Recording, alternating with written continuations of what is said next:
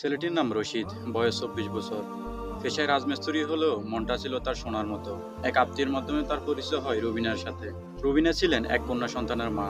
তার স্বামী কয়েক বছর আগে এক দুর্ঘটনায় মারা যান। সমাজের চোখে এক বোঝা হয়ে উঠেন রুবিনা, কিন্তু রাশেদের চোখে তিনি ছিলেন এক সংগ্রামী মা, এক পরিপূর্ণ নারী।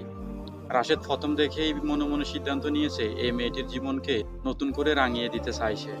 পরিবারের আপত্তি ছিল, প্রতিবেশীদের কথাও কম শুনেননি, কিন্তু রাশেদ থেমে থাকেনি।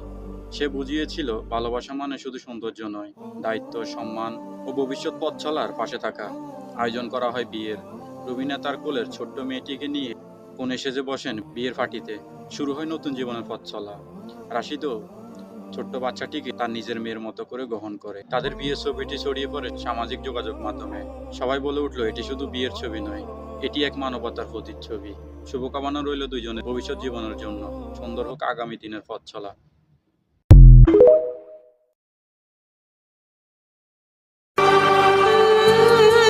আমি জানি না ভালোবাসা কোনটা, শুধু জানি ঘুম থেকে উঠলে সবার আগে তোমার কথা মনে পড়ে।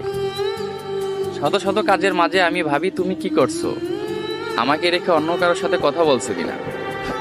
শত শত দুশ্চিন্তা দূর হয়ে যায় তোমার সাথে 10 মিনিট কথা বললে। মোট কথা, আমার ভালোবাসা মুখে বলে বা লিখে প্রকাশ করতে পারবো না, শুধু জানি আমি তোমাকে অনেক ভালোবাসি।